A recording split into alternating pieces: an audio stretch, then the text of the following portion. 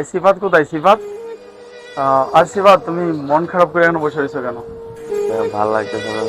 কেন, কি হয়েছে তোমার? আজকে মার কথা বেশি মনে করতেছে। তোমার মা কি নাই? ঠিক আছে আমার তোমার কত বছর বয়সে তোমার মা মারা গেছে? আর কি বলবো?